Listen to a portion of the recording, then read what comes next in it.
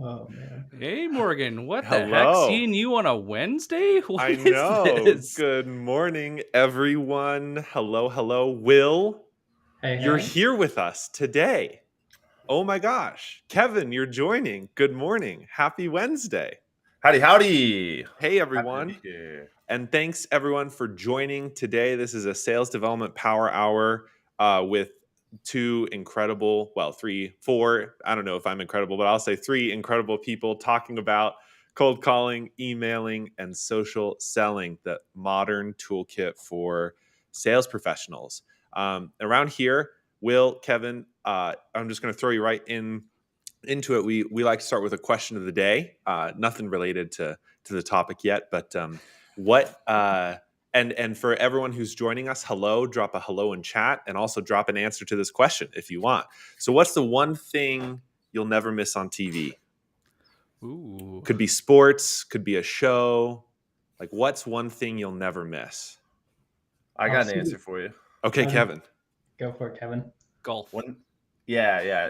Well, thanks, Nicholas, ruining my thunder. But the Masters, right? So the Masters golf tournament is every year in the early springtime, and I don't think I'll ever miss it. That's awesome. Will? Right? Mine's the Super Bowl. So I used to work in marketing, and so like I'm a geek for the commercials and like the thinking behind it. Yeah. Did you like the Coinbase ad this year? I mean, the one issue I have with it is it crashed their website. Yeah. Which I'm thinking about a financial security product. Like that's not very secure. So That's great. love the idea, not the execution. Totally. How about you, Nick? What's one thing you'll never miss?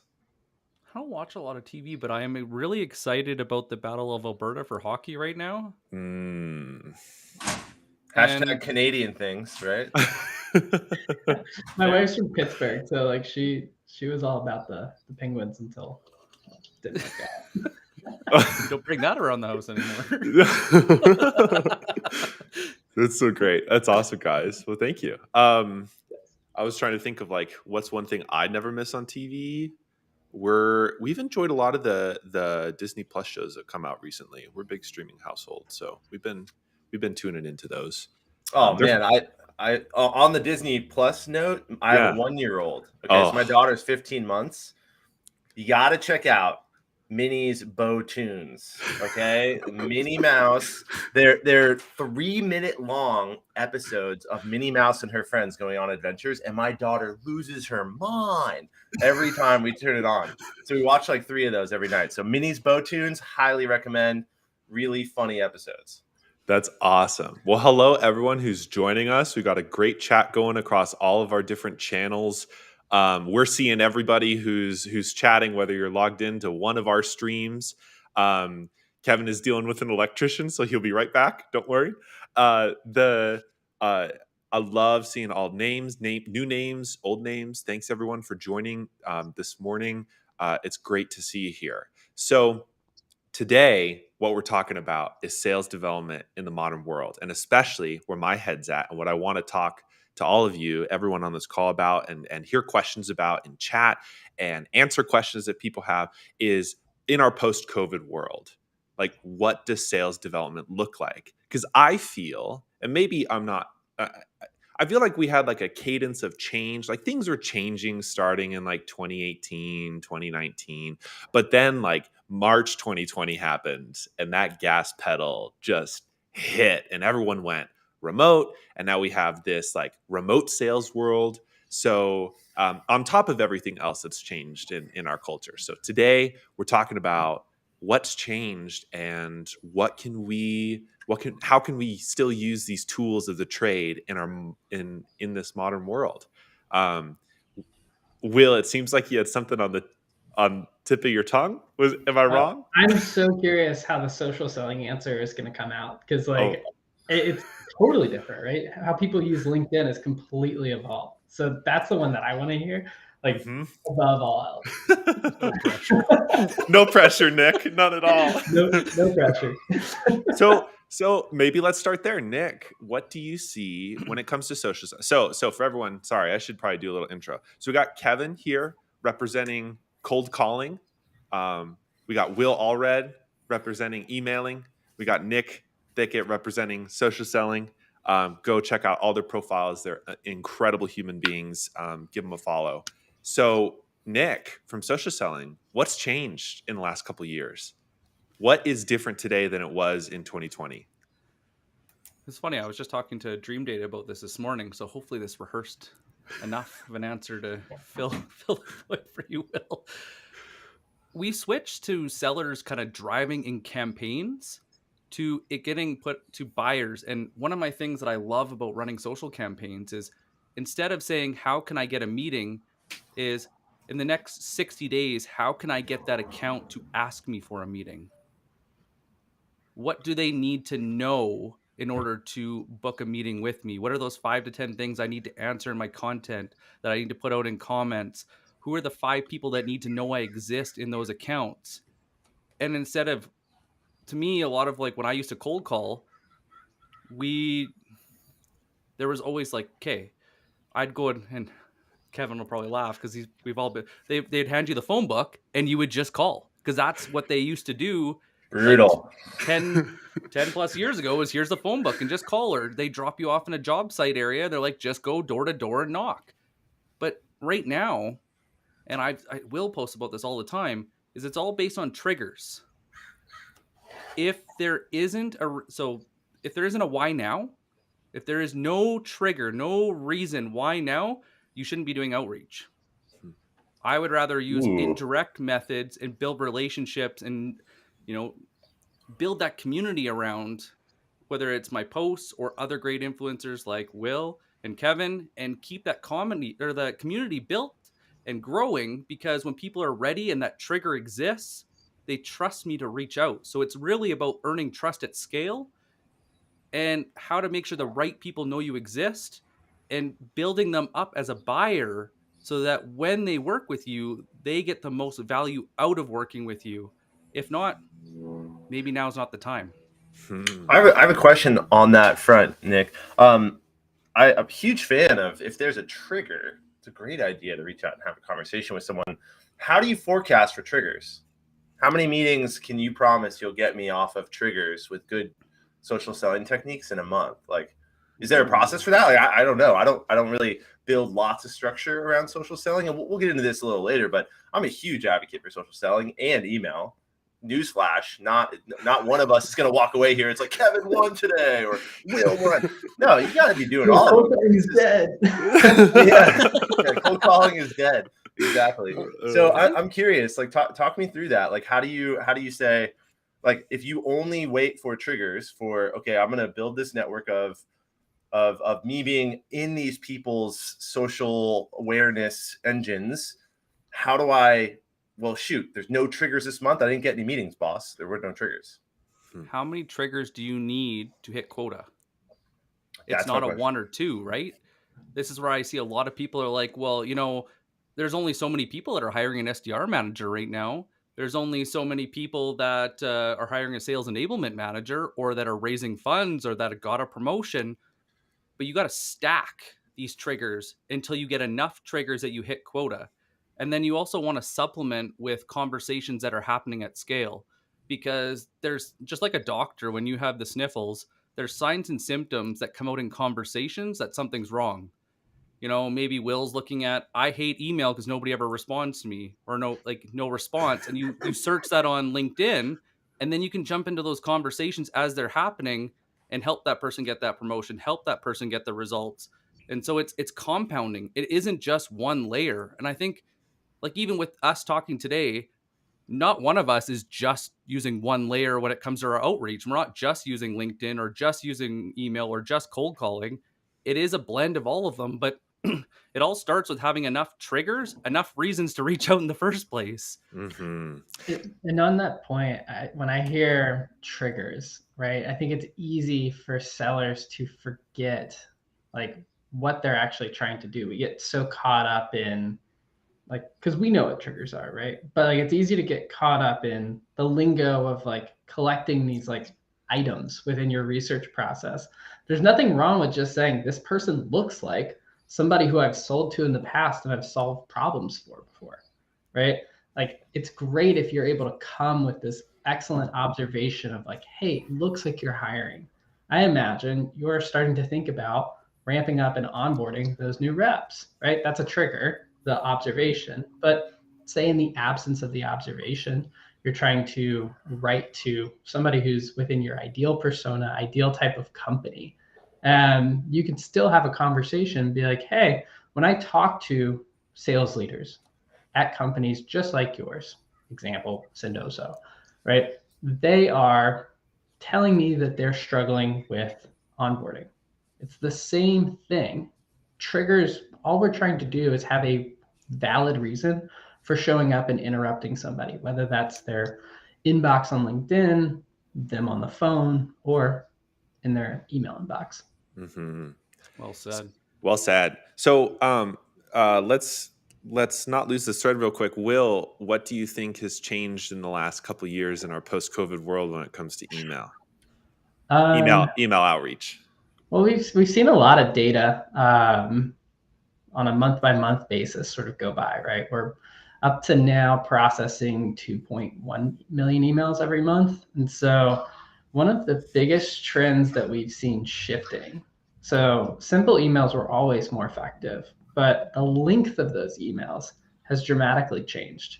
So when we first started, you could get away with a 50 to 250 word email, which like seems wild now that you could write 250 words and get a good response rate. But now that it's like shortened consistently over the past 2 years to now the best emails, and when I say best, they're getting the most positive response, are between 25 and 50 words.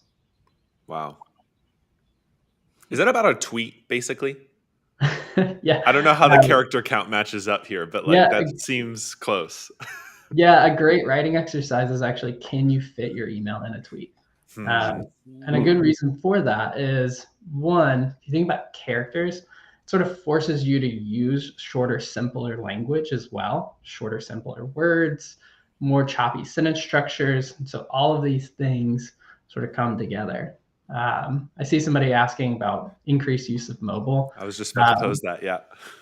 So it hasn't really changed. It's stayed consistent that your first impression is most likely going to happen on a mobile device. It's, I think, 8 times more likely that first impression is on a phone. And so like I think I literally posted today. Mobile like preview, what it looks like on a phone. That's your first impression. So yeah, having a valid reason for showing up and starting with that is key to that process. That's awesome. Will, I'm really curious, what drove this emphasis on for an economy of words? Like what was different where it's like, hey, you used to be able to write everything you wanted to write and you didn't have to go through this revision process of like, okay, say it easier, say it simpler. But like obviously the data is showing that short and sweet to the point is killing it. I'm curious why. Do you have an opinion there? So we've looked across a number of like different studies from different sales enablement platforms, and the number of emails that went out the door have gone up. So it's about, I think it's over double, whether you're looking at series data. That's a lot. Yeah, so you're getting a lot more emails going out the door, and so people's BS meter has just sort of raised that bar as well. That competitive noise, it's crazy. Actually, I'm grateful I haven't received like a lot of lengthy, mostly is what I get, emails that are cold pitches in my inbox for the last couple of weeks. Maybe it's just because I haven't been super active and people are like, I don't need to message him. But it is true, like that benchmark or that like base level, I feel has gone up for me personally, where it's like, oh, I've heard this before. Like all those little red flags kind of go off. And I'm like, I don't know if I really want to respond to this. Well, even like Will in his post today, you're talking about like the preview. I think another thing that's changed is so many people start with why you instead of why change, why now. And you'd see the preview and it's like they just start in their solution. I'm like, and delete. Because there was no problem statement. There was no observation. There was no getting me to think about the problem I have. Because if I would have known there was a problem, I would have already went and solved it. Yeah. Well, I think there's a couple of things you're hitting on there, which is like the idea we know better than the prospect, right? You've researched them for all 5 minutes, and then you're going to show up and tell them how to run their business, and they're like, "Bro, I live in this. Don't you think I know? Like, if I could fix it, I would." So like one of the things that we see, and this is particular to cold email, is the use of, I'd be curious to hear how this translates to cold calls, but the use of tentative or unsure tonality. So adding things like hedge words into your writing. So, hey, this might be top of mind, or this could possibly help. That kind of language, curious if, correct me if I'm wrong, it crushes it for cold email. Yeah, instead of saying, I saw you're hiring, looks like you might be hiring. Just like a slight change of language seems to have a huge impact on response rates. That's actually interesting, Will, because I want to jump to cold call in a second. But one of the biggest pieces of advice I see that circulates on LinkedIn to Nick's area of specialty is like you want to strike out that language when it comes to writing posts. So when you're creating content or you're doing comments, you want to strike the hedge words because you need clarity in the post. Meanwhile, in another method, you might actually want to use them because it communicates and connects differently in a different medium. That's really interesting. It's definitely specific to cold email. Yeah. That's crazy. The not so secret is that I think the best cold callers are using very similar language. You can't. So like when I learned how to cold call, when I was an SDR back in 2015 at a venture-backed startup, I had that very similar, like when you were explaining that, Will, I'm like laughing to myself. I'm like, man, I remember being 20, 23, 24 years old. And the guy who was teaching us, who was not our VP, we didn't have a VP of sales, which is another crazy story. But this guy who was not our VP who was teaching us was like, so when you reach out to these VPs, we gotta use the challenger method, okay? Teach them, tailor your message, and take control of the narrative. So I remember picking up the phone and being like, VP of customer success at this big tech company. The way you're doing content, your internal content is all wrong, and we're seeing it. I'm like trying to like dictate to this person who's been in their field for 25 years and has this VP title, like telling them what they should be doing. And I'm like, oh God, this doesn't work very well. So I'm glad that's something you've observed, because I teach the same thing on the phone, no surprise, which is be curious, be interested in their business. Don't tell them how it is out the gate. No one likes to hear their baby's ugly. I mean, come on. Even though most babies are kind of ugly, they don't want to hear that it's ugly. Yeah, and actually some writing that I suggest to folks when they do have to call the baby ugly is the idea of like creating psychological safety. So what you do is you basically what's the word I'm looking for? You basically let them know they're not alone. And so you'll say, hey, I imagine you're going through this challenge. Our customers have gone through the exact same challenge. They approached it the exact same way that you did, right? That's what you're trying to show them, is like, you're not dumb for making this decision, but there is a better way. And I've shown others the light before, and let's have a conversation about it. That's awesome. Kevin, what about you? What's changed in the last couple of years? And I do want you to address maybe the dead horse dead on, because we'll kick it once again. Is cold calling dead? Oh, geez. Is cold calling dead? We'll just give it one more kick for good. Every 3 weeks, there's a big famous post that cycles through LinkedIn of like, cold calling's dead. Yeah. That was the first post that I had on LinkedIn that went like semi-viral. Like I put like cold calling is dead, period. And then I did like the space, and then line. And then I did that in like 2019. And I remember getting like 100,000 post views and 50 comments. And I was like, oh my God. It was before I ever had like a LinkedIn strategy. And now I've got like, it's a different thing. But I think cold calling the way that Nicholas was taught with, here's the yellow pages and here's a phone, go ahead and, go at it. Yeah, that's pretty much dead. I would think. And I actually believe cold calling is dead. And I'm here just to ask Will if I could work at his company, because cold calling's dead and email's the future. And oh man, that's good. So let's talk about what's changed. So what has changed in cold calling is it is harder than ever before to ring someone's phone. Steve Jobs had a great idea. He came up with this smart device. Now they have turned this thing into a salesperson's biggest enemy. And Will knows what I'm talking about. The Google and Apple are not salespeople's friends. There are all sorts of ways for them to block cold emails from getting into their inbox, to anonymize, you never have to give people your email information. And now Apple has a feature on your phone. You can't even ring someone's cell phone. You can't call their cell phone, period, if you're not in their address book. And I should redact that statement and no one ever mentioned that ever again, because I don't want people to know that. Don't do that, because I can't cold call you if you do that. So what has changed is, if you look at a given list, let's say we got 100 people that I'm trying to reach on this list, and it's a list of 100 people, probably in 2019, 55, 60 of these people will pick up their phone. If you ring their number consistently over a week, they'll pick up their phone. There's always going to be people that will never pick up a cold call, and they're not my friends. they're not people that I like. Although, like, people in my own family, like my uncle's like a CFO at a big company. He's like, I never take cold calls. I'm like, dude, come on, don't have that attitude. Pick up the phone, man. But now that list is shorter. That list is way shorter. So now it's probably 30, 35, maybe 40 people of that list of 100 people that are actually going to pick up their phone.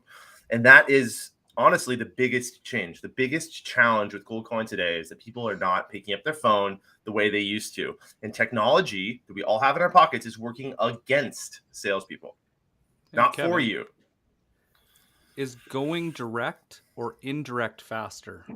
And I mean with the phone call, because I know when I used to cold call, one of my favorite things to do is call the gatekeeper and make them my friend and leverage their knowledge of the company to get into that exec's calendar. I found that 5 times faster than calling the exec.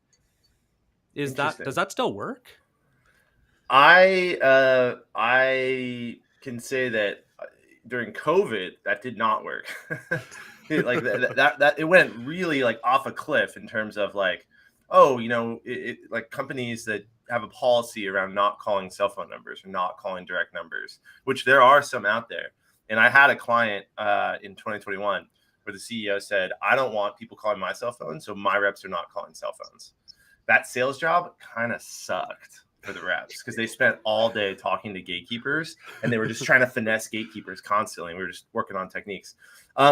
So it really didn't work during COVID. Now, can it work moving forward? I got to say maybe. And it really depends on your target market, right? If you're only trying to set a cold meeting with an executive and they have someone who's a gatekeeper blocking you, I mean, the constant trying to finesse gatekeepers that's hard. That's really tough. The only time I would recommend that is if you're in an enterprise selling environment and this one meeting could mean a lot to you, right? And to your point, Nicholas, you have a trigger, you have a reason. There's some valuable there, right? Because one of the things that I teach my consulting clients around cold calling process structure and strategy is you have to treat everybody on this list the same way. You can't like hold some of these people up and say like, well, these are more valuable than these other people. And that's how you get on the phone and you get one of these like, your heart's going like this. Oh my gosh, Nicholas. Yeah. Oh, this is Kevin. Yeah, I've been meaning to reach you for like weeks. Oh my God. So I at my company, we do the greatest thing. Hey, Kevin, stop. Take me off your list. And then there's that ego death, that like, oh my God. Come on, everyone listening that's on this thread. If you ever made a cold call, you know what I'm talking about. This is why I love cold calling, because my heart still to this day, when I press go, your heart rate just goes. Yeah. But the whole idea here is like, don't put so much of an emphasis on it that you're chasing these people and calling the gatekeeper 5 times. You finally get into this person's ear and you just fumble it. You vomit all over the keyboard. You're like, oh God damn it. It's over. I lost. I'm gonna get fired this week. Oh no. So one thing I got, and so everyone who's with us today, who's maybe never joined a B2B Power Hour before, we love making these hours about your questions as much as ours. And if you've got questions, I've seen some dropped in the chat. If you've got more questions, drop them in and we'll get to them later. But the question that I really want to dive in a little bit on, we've talked about this concept of triggers, right? We've talked about this idea that you need to be targeting, or that you need to be building a list. And obviously list building is something that kind of gets thrown around in the sales development vernacular. And sometimes sales teams are really serious about it, and others are kind of like, we did a poll from Zoom Info and here try and get in front of these people. When you think about your area of expertise, when you think about phone calls, when you think about emails, when you think about social selling, what are the indicators of a good list? Well, I'll start it off by saying that cold calling list building and email list building are similar, but there's nowhere to hide with cold calling list building. Not saying that you can hide with email, but I am saying that if you send an email to the wrong person, it is possible, and I've had it work out, where wrong person writes sort of message that hits something and they forward that email internally. And then we've all done this where you're looking at your email software and you're like, the reds, opens on the emails like ding, ding, ding, ding, ding, ding. And you're like, oh my God, everyone at this company is reading my email. I got 70 opens here. And then all of a sudden you get an email from someone in another department saying, hey, I got this email that landed in my inbox and this is interesting. I would like to, and you're like, oh, sweet. So that doesn't really happen with cold calling like that. You got to be much more like, why are you calling me? For this reason. So list building, the line around list building that I always say, and I'll steal this directly from a mentor of mine, Ryan Reisert, the list is the strategy. The amount of effort you put into building your list is going to be like the quality time you put into building your list will determine the quality outcomes you have with cold calls. So that's my statement there. List is the strategy, but I'm curious what Will thinks. Yeah. So I am of a similar mindset to you that list building is really important. So it's, if you look at the math on doing outbound, right?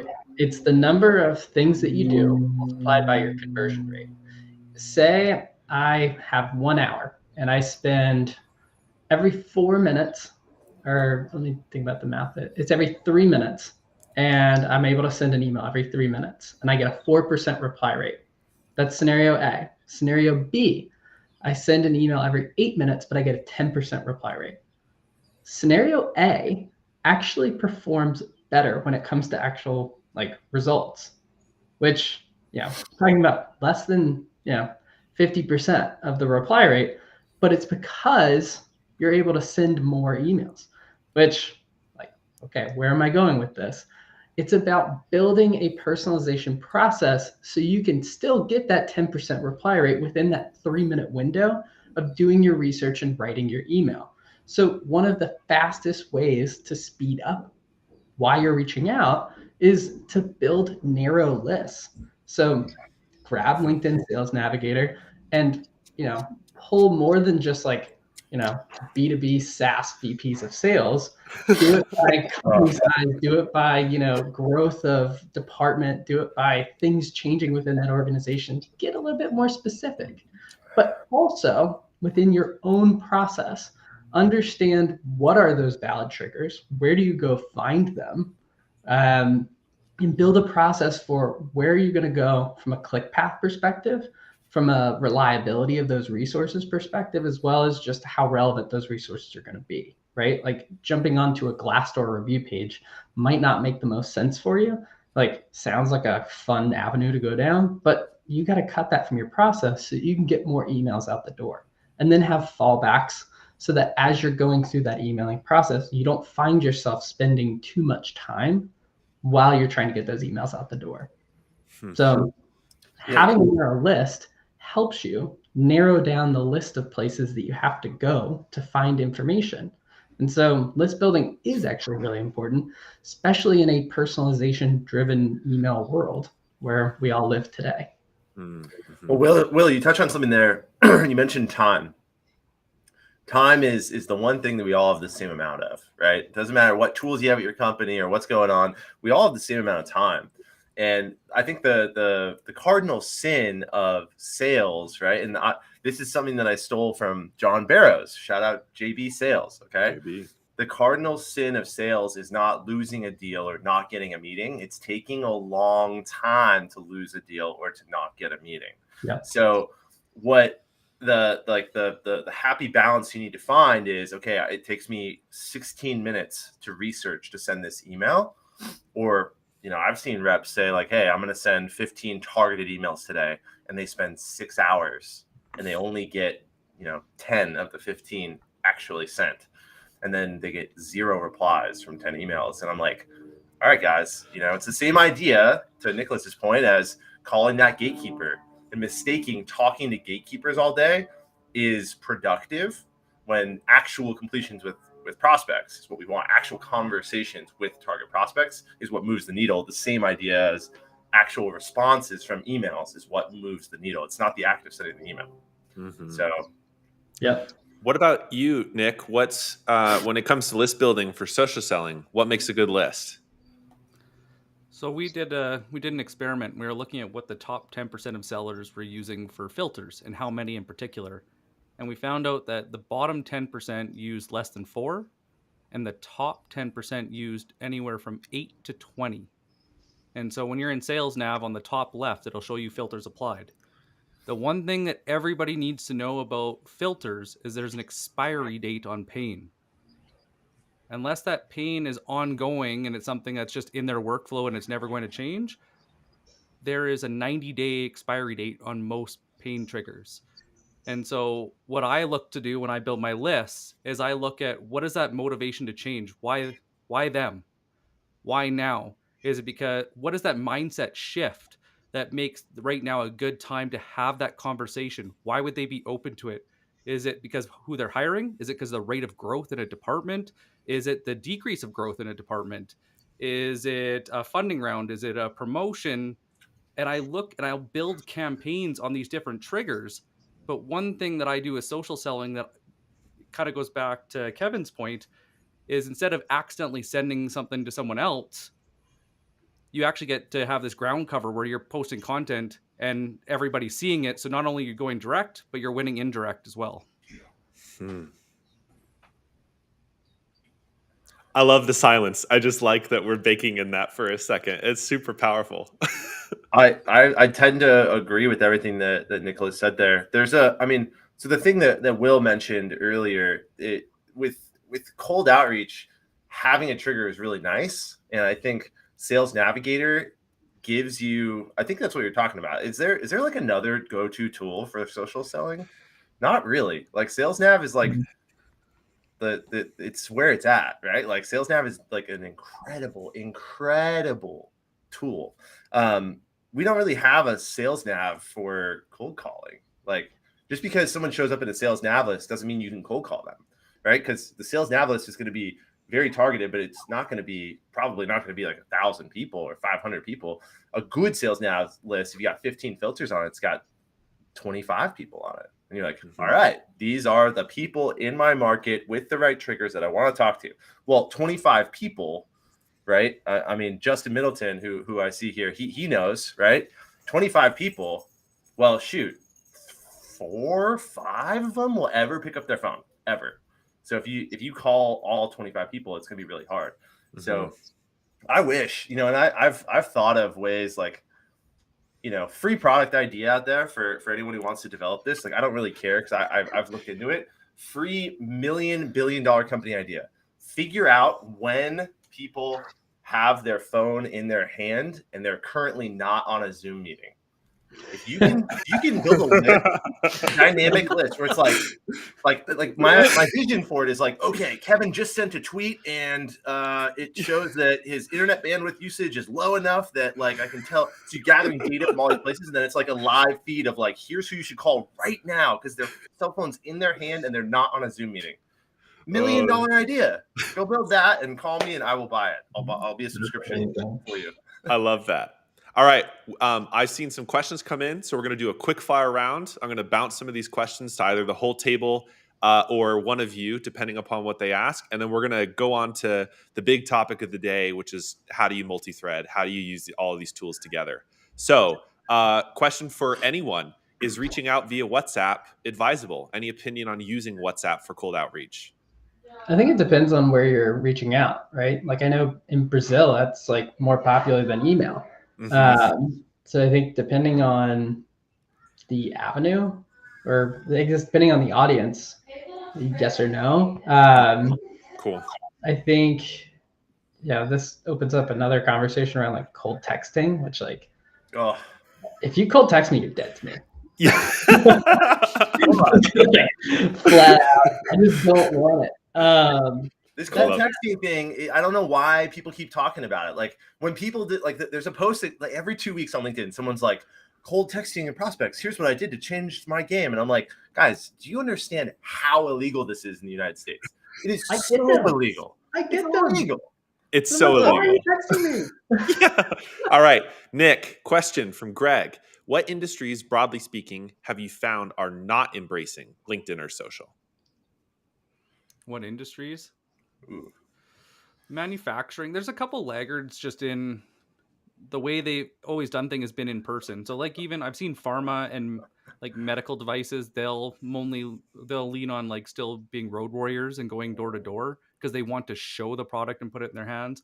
Manufacturing is the same way. But even then, like industry 3.0 and 4.0 is changing that too. And they're starting to move now. And quite frankly, salespeople are always on LinkedIn. So even though your buyer, the person that owns that P&L isn't on there, I can usually still route in through sales or marketing. Totally. Or Slack Kevin, channels. How do you usually go about cold calling multiple people at one company? Brandon said, feels like they're going to blacklist me after a day. LOL. Yeah. So you got to have I only work with direct lines, right? So I genuinely don't believe that it's worth a seller's time, effort, energy to call gatekeepers all day. That's my hot take. Take it to the bank. I don't believe that's your world, man. We got to find you some direct lines. And it doesn't matter if you call 5 people at the same company, but the better question there is, know your target. Are there 5 people at this company? I mean, maybe if it's an enterprise sale and it touches multiple things and like, we sell this transformational platform that connects sales and marketing and finance. Okay. Know your target. But if you call 5 people at the same company and you're calling direct lines, none of the 5 know that you've talked to the other ones because it's 2022. They're all working from home, right? Or if they're in an office, they got their COVID bubble. They're not next to each other, right? So I don't think it's any different, is what I'm trying to say. It's not very different than if you're calling one person at a time, or it shouldn't be. Okay. Justin asks, is there going to be any live cold calling? Not today, but tomorrow, Florin, Tatulia, Saad Khan are joining Nick on a cold calling live power hour, and they're going to be doing some cold calling tomorrow at 12 p.m. Pacific. You can find that by going to Florin's profile or Saad's profile or Nick's profile, although Nick has a lot of events because we're doing a lot of power hours this week. So if you check out Florin, there's going to be some live cold calling tomorrow for an hour. You can tune in. It's going to be probably a masterclass. It's going to be a lot of fun seeing them do their thing. Hey, also, yeah, Kevin. I'm doing live cold calling next Tuesday. Hop on calls, check it out. Come to my profile next Tuesday. Sorry. That's awesome. Sweet, man. One last snack is one from Daniel. Yep. Sure. Go for it. Nick. When sending emails, I'm getting a lot of opens with emails less than 50 words, no replies. What could I be doing better? And I noticed for myself that they usually look at my LinkedIn profile. And that's where, depending on how solid my profile was, if it dies there or if they reply. But I'm curious, what about for you, Will? So I typically hear this, and what's going on is the person is typically framing a message all around them. Now, I don't have this email example, and so I can't necessarily speak to it exactly. And so if they would like to reach out to me one-on-one, I'm happy to work with them on that. That's an open invitation, but specifically to that person. The thought process I have is the person is, usually like coming in with either overcomplicated language, or they're like presenting it much more around like, here's all my stuff, check it out. And it's not really framed in a way that the other person can absorb and take it in. And what I mean by that is like, you're meeting them in their inbox. It's their to-do list. And so their frame of reference, their context is, I've got fires over here, I've got fires over here, and now here's some random advert that shows up that happens to be short, but it's still just like an advertisement that I have to translate back to the fires that I have going on here and here. And so if you can frame that message and that copy to speak to those things in a way that they can understand it, I find that you get a lot more response. So that would be my advice. That's awesome. I tend to write very little about what we do in an email. I'll lean on like my signature line to do some of the work for me. I'll lean on, just trying to get them to admit that there's a problem before I'm like diving deep into what we do. It's interesting. One of the things, and I don't want to put words in Nick's mouth here, but it just kind of popped into head. One of the mistakes that we often see sales teams doing when they're using connection requests is they're literally just putting the whole kit and caboodle in the connection request. And I get the cold shivers every time too. It's like, you got to have some breadcrumbs here, man. You got to, and honestly, if you're using social in a way that's attracting them to you, you don't need to personalize connection requests. You can send them blank and then just continue the conversation in the DMs. Everyone who's here with us today, keep on dropping questions. We'll get to another quick round before we close out today. But I want to move on to the big question, which actually Laura asked earlier and has been on our mind, which is, how do you like to use all of these tools together? We got cold calling, we got emailing, we got social selling. If you were to mix them together, how would you blend them? How would you sequence them? And I'll punt, and whoever wants to go first, I'd love to hear from you. Well, I think if you ask Will, he's going to say send an email first. And if you ask me, I'm going to say call him first. If you ask Nick, he's going to say don't call him or email him, add them on LinkedIn. I think that's how this is going to go, but I don't know. I'm the opposite. So I'm going to say start with LinkedIn, send the connection requests so that they can like almost like have a face to the name, get some familiarity. See if you can strike up conversation there, like if they accept. But I'm also going to send an email at the same time and kick off a really short set of emails, a short email cadence. And if they connect at some point within that email cadence, I'll reference the other channel within that.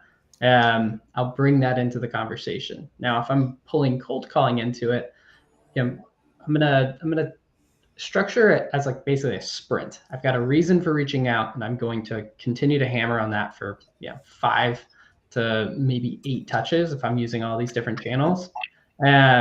Towards the end is when I'm going to start bringing the cold calling in as sort of like last ditch effort. That's my thought process. But I could also see the argument for why cold calling should go first, because if they're phone friendly, you're going to nail them right then and there, and then you don't have to go through all the other trouble. Kevin, what do you think?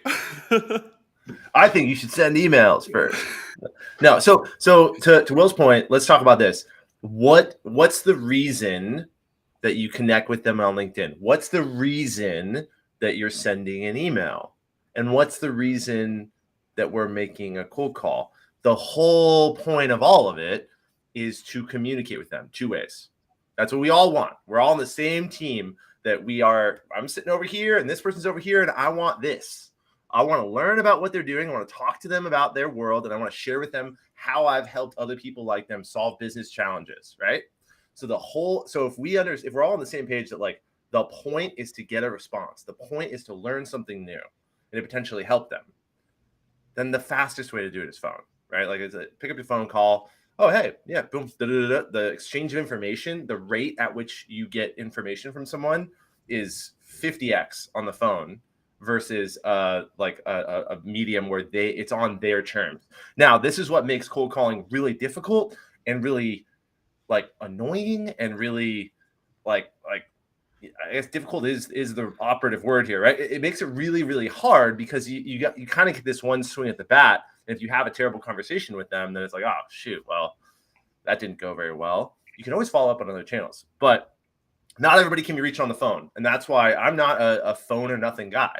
Like LinkedIn is the greatest thing to happen to salespeople in the history of the world, in the history of the entire world. The known universe, LinkedIn is the greatest thing to ever happen to sellers, full stop. Why? Because back before LinkedIn, if I called Will and I said, hey, what's up? This is Kevin, blah, blah, blah. And he'd say, oh, all right, what? Yeah, okay. Hung up on me. How do I get in Will's universe? Besides, I can send him an email, but how do I get him to see the whites of my eyes?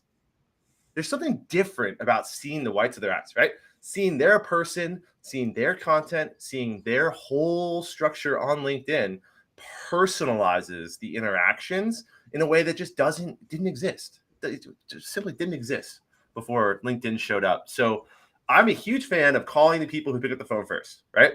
Let's get to the conversation as fast as we can, have a structure, a method, a process to having cold conversations. Now, I also, when I disposition auto dialers, which I do for all my clients, like you got to disposition things, right?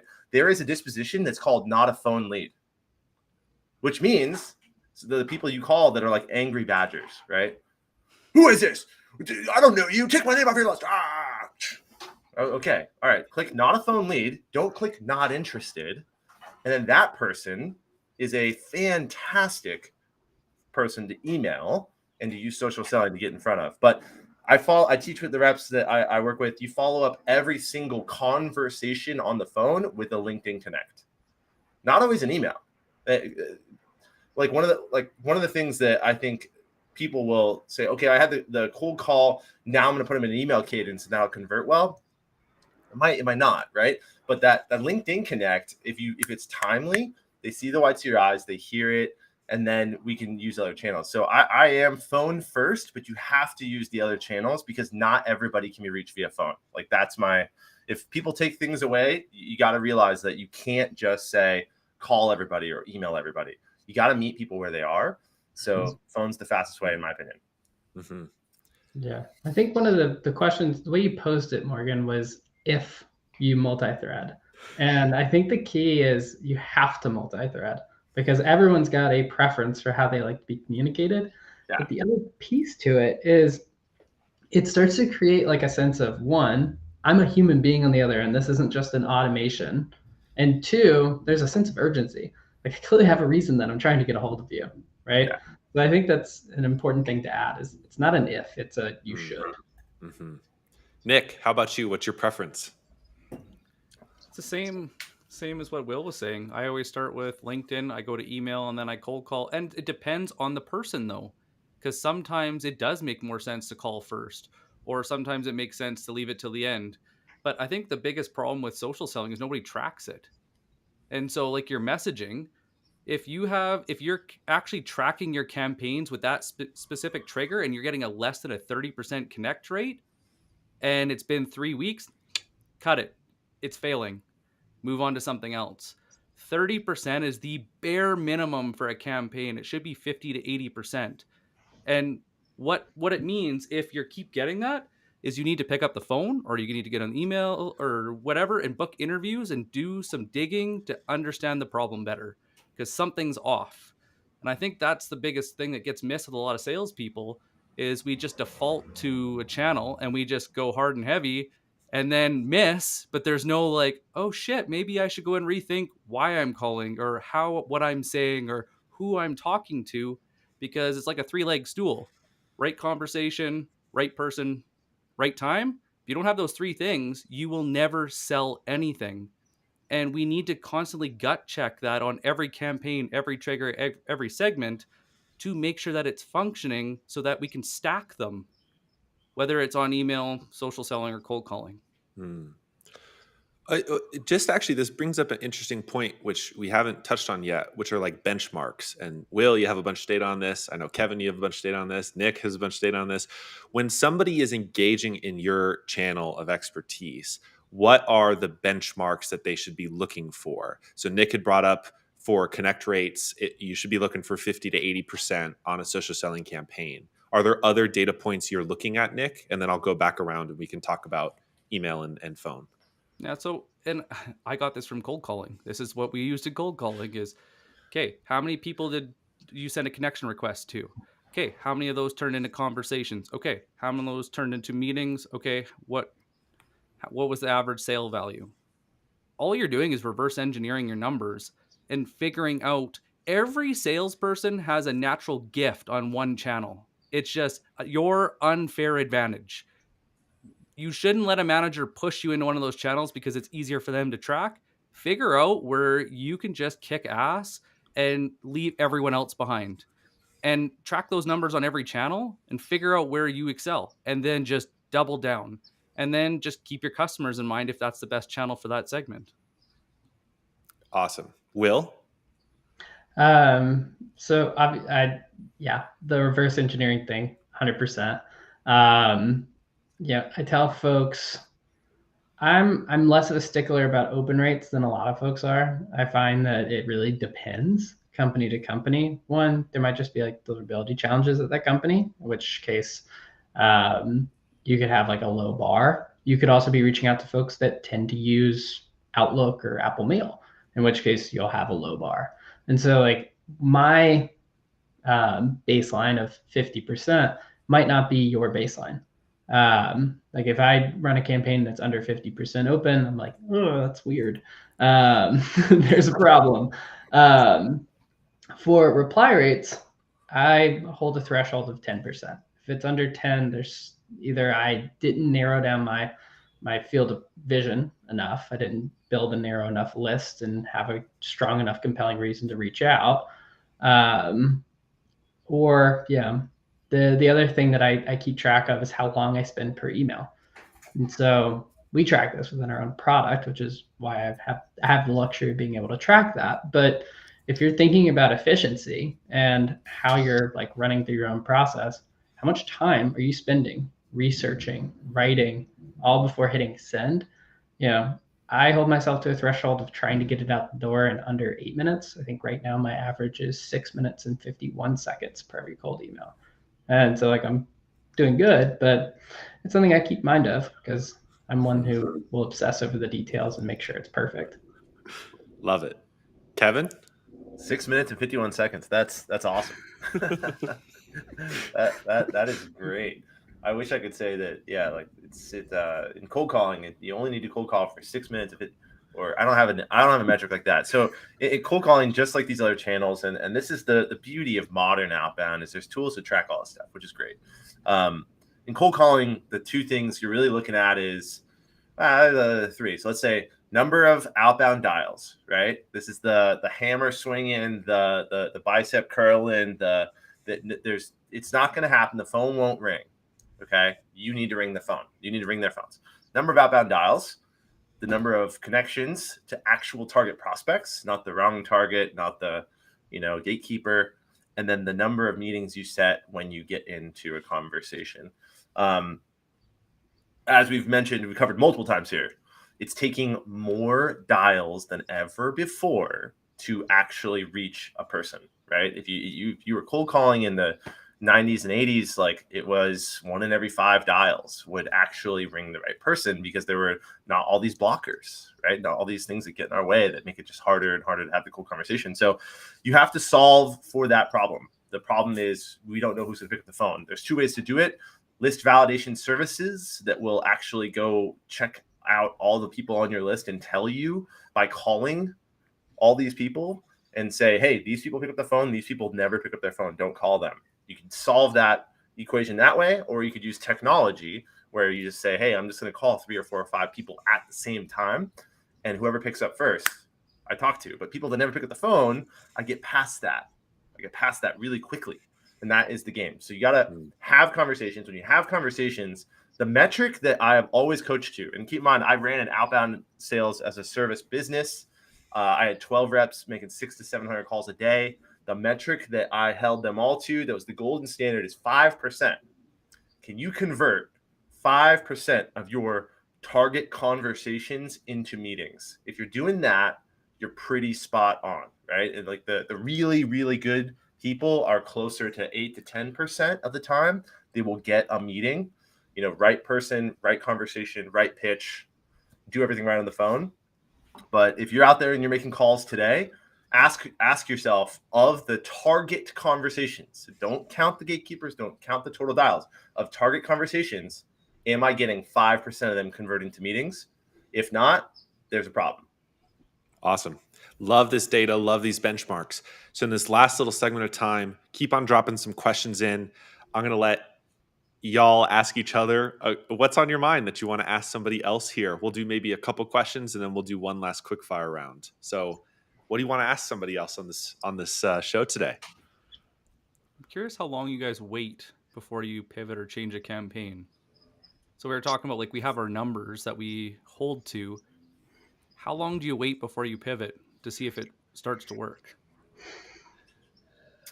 I will. So the biggest thing that I pivot in calling campaigns, because that's primarily where I coach my clients, is like when you're having the cool conversation, it could be as little as 5 conversations. If you could show me 5 target conversations you had with the right person with this pitch, and they had a common thread of what they were talking about, like, okay, this didn't land, and they're saying, well, what do you mean? We don't work with those systems. Then 5 conversations is all I need to say, all right, yeah, we should change the approach. We need to change the script, the talk track, the way we're going about this. So sooner rather than later, I guess, is my take on it. Love so that. The enablement managers listening, there's a number for you. Will? I was actually really curious what you were going to answer to that, because I was like, there's not a lot, like, because it's hard to get people to answer, right? And so you get a lot less data points. And so, but as you were saying, like, the depth of that conversation is so rich.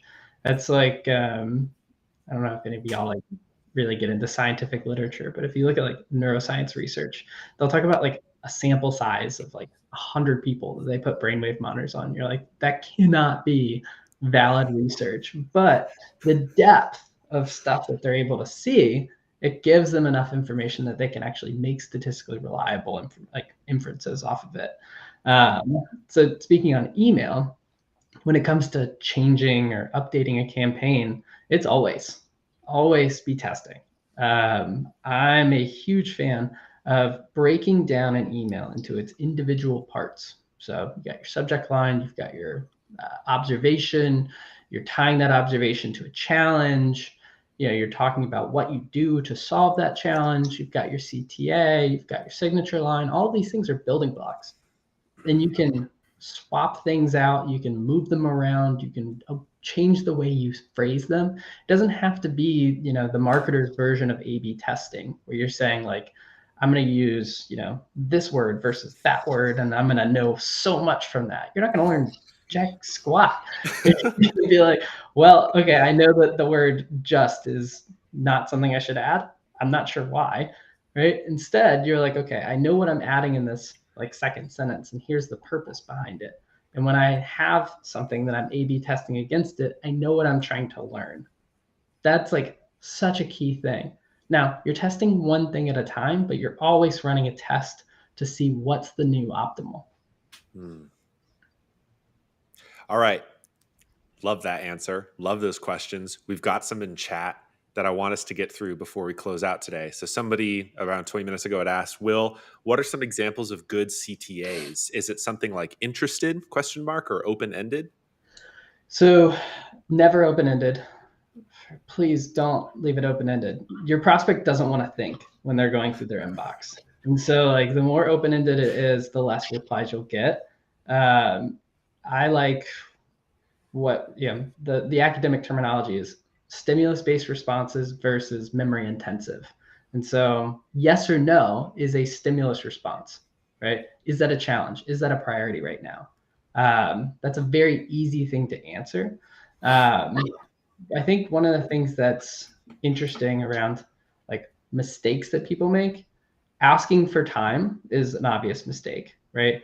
It's not that it's not, easy to just answer no.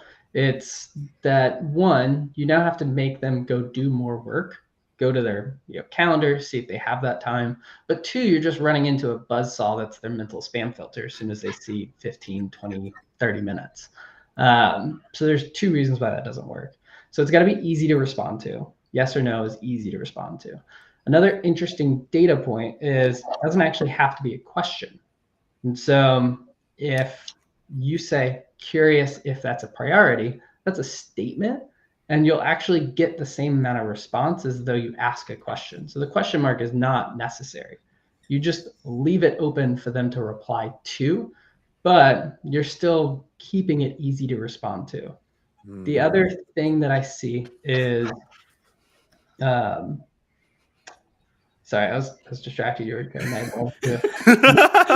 sorry. Kevin wrote, "I'd love to" on his whiteboard and put a big old line through it. So I just think this is so important. This is so important for everyone tuning into this to like take this to the bank. Never, ever write this sentence. Never write that. Never write that down anywhere. Will, do you have any data around that? Like sellers love to like write an email at the end and go, "I'd love to get 30 minutes of your time. I'd love to show you a demo of our solution." The only answer to that is, of course you would. You're a salesperson. Of course you love that. Ugh. Get this. Never, ever say this. It's free, but Kevin, it's free. It's a free discovery call or a free demo. Free. Oh my God. But we're all laughing, but like I've seen so many sellers. I've seen seasoned salespeople, like VPs of sales, say like, "I think we should end it with an I'd love to show you next Tuesday." And I'm like, "Oh no, don't do that. Stop." The other thing I see folks get wrong in the CTA is they muddy the ask. So yeah, sound interesting, question mark, right? Good CTA, bad CTA. Sound interesting to learn more about how we're increasing people's positive response rates, right? You just like couldn't help yourself. You had to throw in one more thing about what we do. And I'm like, don't muddy it. Like it's what you want, not what you do and what you want. If you guys want to test this with something fun that works really fast, if you got Sales Nav, you get 100 InMail credits. InMails are ruthless, but you get them back if they reply. So send out your 50. And if you get 0 replies, your messaging sucks. And it just needs to be changed. It's true. I have responded to 1 InMail in 4 months, and that was because it was actually good. Everything else, it's a black void. And so there's pros and cons to that test. I just want to note that for a second. It's not as reliable maybe as entering into somebody's inbox because we have mental spam filters around InMails. But anyways. So I want to, Will, are you done with that point? I don't want to like. I'm good. Love that. The one thing that I wanted to make sure that people also took away from this is cold texting is illegal. Like it's actually illegal. Like there are businesses, do some research, do some Googling around TCPA and other things like that. Like your company could get fined up to $1,500 per text message. So if you do a campaign of this and you're like, or if you're using a tool to do cold text messaging, which is highly illegal in the United States, it's illegal. Don't do it. You should absolutely text people that you've already had meetings with, that you have a rapport with, that are in a sales cycle with you. Get on that level with them, and it's not cold texting anymore. You have all the context in the world for why you should be talking to that person, but cold texting outbound is highly illegal. Don't do it. All right, guys. So we're at time. I want to be respectful of your time and also all of the folks who have joined us today. Thank you so much for this power hour. I've learned a ton. I hope everybody else has. There were more questions in the comments that we couldn't get to today. So if somebody loves your stuff, if somebody wants to learn more, where can they find you? Where should they engage with you guys? Let's start with Kevin and work our way around. LinkedIn. LinkedIn's a great way to do it. You can connect with me even more. Where is it?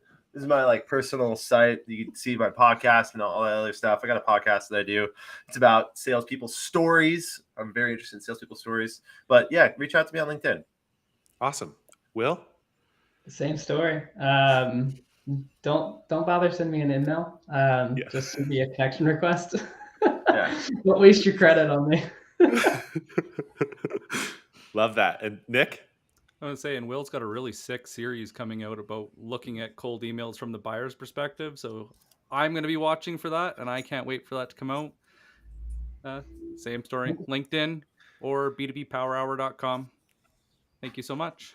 Yes, thanks everyone for joining again. I'm Morgan. You can also find me on LinkedIn. And thank you to Will, Kevin, and Nick for a fire conversation today about sales development in our remote sales era world. Thanks, guys. Cheers. Yeah.